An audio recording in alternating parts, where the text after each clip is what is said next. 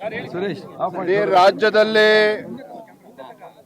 28ಕ್ಕೂ ಹೆಚ್ಚು ಜಿಲ್ಲೆಗಳಲ್ಲಿ ಮಳೆಯ ಅಭಾವದಿಂದ ಬರಪೀಡಿತ ಪ್ರದೇಶ ಅಂತೇಳಿ ಘೋಷಣೆ ಮಾಡುವಂತ ಪರಿಸ್ಥಿತಿಯಲ್ಲಿ ಇವತ್ತು ರಾಜ್ಯ ಇದೆ.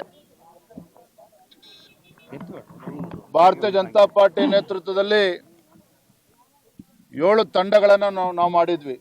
ನಮ್ಮೆಲ್ಲ ಪಕ್ಷದ ಮುಖಂಡರು ರಾಜ್ಯದ ಬೇರೆ ಬೇರೆ ಜಿಲ್ಲೆಗಳಲ್ಲೂ ಕೂಡ ಬರ ಅಧ್ಯಯನಕ್ಕೆ ಪ್ರವಾಸವನ್ನು ಕೂಡ ಮಾಡಿದ್ರು.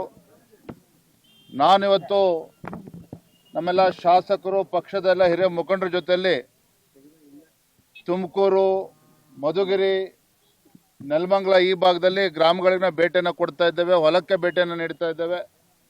ರೈತರನ್ನ ಮಾತನಾಡಿಸಿ ವಾಸ್ತವಿಕ ಸತ್ಯವನ್ನ ಅರ್ಥ ಮಾಡಿಕೊಳ್ಳುವಂತ ಒಂದು ಪ್ರಯತ್ನ ಮಾಡ್ತಾ ಇದ್ದೇವೆ.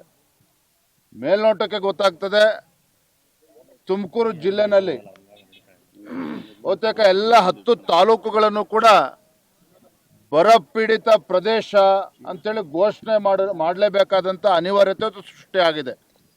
ತುಮಕೂರು ಜಿಲ್ಲೆ ಬಹುತೇಕ ಎಲ್ಲ ತಾಲೂಕುಗಳು ಕೂಡ ಬರಪೀಡಿತ ಪ್ರದೇಶ ಅಂತ ಹೇಳಿ ಘೋಷಣೆ ಮಾಡಬೇಕಾಗಿದೆ. ಈ ಭಾಗದಲ್ಲಿ ಅತಿ ಹೆಚ್ಚು ಬೆಳೀತಕ್ಕಂಥ ರೈತರು ಬೆಳೆಯುವಂಥದ್ದು ಇವತ್ತು ತೆಂಗು ಬೆಳೀತಾರೆ, ಅದೇ ರೀತಿ ಹಣ್ಣು ತರಕಾರಿಗಳನ್ನು ಕೂಡ ಬೆಳೀತಾರೆ, ರಾಗಿ ಅತಿ ಹೆಚ್ಚು ಬೆಳೀತಾ ಇದ್ದಾರೆ. ನೋಡಿ ಇವತ್ತೇನು ಹೊಲದಲ್ಲಿ ನಾವು ನಿಂತಿದ್ದೇವೆ, ಪಾಪ ರೈತರು ಹೇಳ್ತಾ ಇದ್ರು 1.5 ತಿಂಗಳಿಂದನೇ ಅವರು ಬಿತ್ತನೆ ಮಾಡಿ ಫಸಲು ಇವತ್ತು ಕೈಗೆ ಬರಬೇಕಾಗಿತ್ತು. ಆದ್ರೆ ಇವತ್ತಿಗೂ ಕೂಡ ಬಿತ್ತನೆ ಇವತ್ತು ಪ್ರಾರಂಭ ಆಗಿಲ್ಲ. ಅಂದ್ರೆ ರೈತರು ಇವತ್ತು ಬಹಳ ಸಂಕಷ್ಟದಲ್ಲಿದ್ದಾರೆ. ನಾನು ರಾಜ್ಯ ಸರ್ಕಾರಕ್ಕೆ, ಮಾನ್ಯ ಮುಖ್ಯಮಂತ್ರಿಗಳಿಗೆ ಒತ್ತಾಯ ಮಾಡ್ತೇನೆ, ರೈತರು ಸಂಕಷ್ಟದಲ್ಲಿರುವಂತ ರೈತರಿಗೆ ಪರಿಹಾರ ಅನ್ನೋದು ರಾಜ್ಯ ಸರ್ಕಾರ ಕೊಡಬೇಕಾಗ್ತದೆ.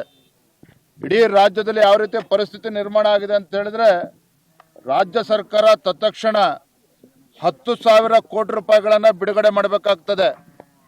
ಕೇಂದ್ರ ಸರ್ಕಾರಕ್ಕೆ ಪತ್ರ ಬರೆದು ಕೈ ಕಟ್ಕೊಂಡು ಕೂತ್ರೆ ಸಾಕಾಗೋದಿಲ್ಲ. ರಾಜ್ಯ ಸರ್ಕಾರ ತತ್ಕ್ಷಣ 10,000 ಕೋಟಿ ಬಿಡುಗಡೆ ಮಾಡಬೇಕಾಗ್ತದೆ.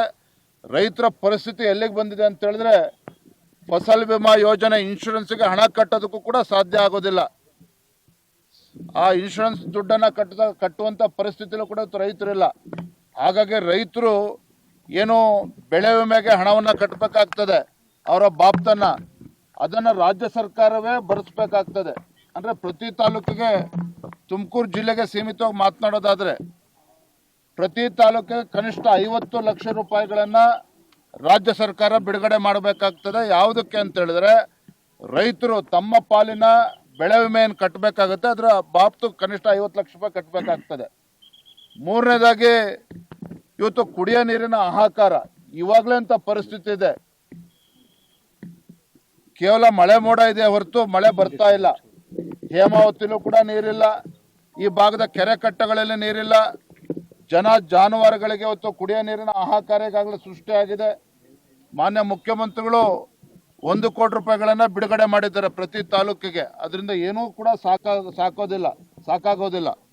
ಹಾಗಾಗಿ ಮುಖ್ಯಮಂತ್ರಿ ಮತ್ತೊಂದು ವಿನಂತಿ ಏನಪ್ಪಾ ಅಂತ ಹೇಳಿದ್ರೆ, ಇನ್ನೂ 2 ಕೋಟಿ ರೂಪಾಯಿಗಳು ಪ್ರತಿ ತಾಲೂಕಿಗೆ ತುಮಕೂರು ಜಿಲ್ಲೆಯಲ್ಲೇ ಬಿಡುಗಡೆ ಮಾಡಬೇಕಾಗ್ತದೆ.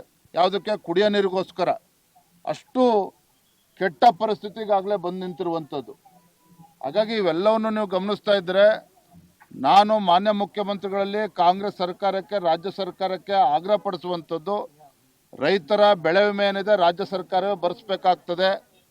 ಕುಡಿಯೋ ನೀರಿಗೆ ಪ್ರತಿ ತಾಲೂಕಿಗೆ 1 ಕೋಟಿ ಸಾಕಾಗೋದಿಲ್ಲ, 2 ಕೋಟಿ ರೂಪಾಯಿಗಳನ್ನ ಬಿಡುಗಡೆ ಮಾಡಬೇಕಾಗ್ತದೆ. ಮೂರನೇದು, ಕೇಂದ್ರ ಸರ್ಕಾರಕ್ಕೆ ಪತ್ರ ಬರೆದ್ರೆ ಸಾಕಾಗೋದಿಲ್ಲ. ಹಿಂದೆ ಬಿಜೆಪಿ ಸರ್ಕಾರ ಇದ್ದಾಗಲೂ ಕೂಡ ನಾವು ನೋಡಿದ್ದೇವೆ ಯಾವ ರೀತಿ ಯಡಿಯೂರಪ್ಪನವ್ರು ಮುಖ್ಯಮಂತ್ರಿಗಳಾಗಿ ಯಾವ ರೀತಿ ನಡ್ಕೊಂಡ್ರು ಅಂತೇಳಿ. ಹಾಗಾಗಿ ಸರ್ಕಾರಕ್ಕೆ ನಾ ಹೇಳುವಂಥದ್ದು, 10,000 ಕೋಟಿ ರೂಪಾಯಿಗಳನ್ನ ಬೇರೆ ಬೇರೆ ಜಿಲ್ಲೆಗಳಿಗೆ ಒಟ್ಟು ಬಿಡುಗಡೆ ಮಾಡಿದ್ರೆ ಅಲ್ಲಿ ರೈತರಿಗೆ ಪರಿಹಾರ ಕೊಡೋದಕ್ಕೆ ಸಾಧ್ಯ ಆಗ್ತದೆ. ಆ ನಿಟ್ಟಿನಲ್ಲೂ ಕೂಡ ರಾಜ್ಯ ಸರ್ಕಾರ ಕ್ರಮವನ್ನು ಕೈಗೊಳ್ಳಬೇಕು ಅಂತೇಳಿ ತಮ್ಮ ಮುಖೇನ ನಾನು ಮಾನ್ಯ ಮುಖ್ಯಮಂತ್ರಿಗಳು ಒತ್ತಾಯವನ್ನು ಮಾಡ್ತಾ ಇದ್ದೇನೆ.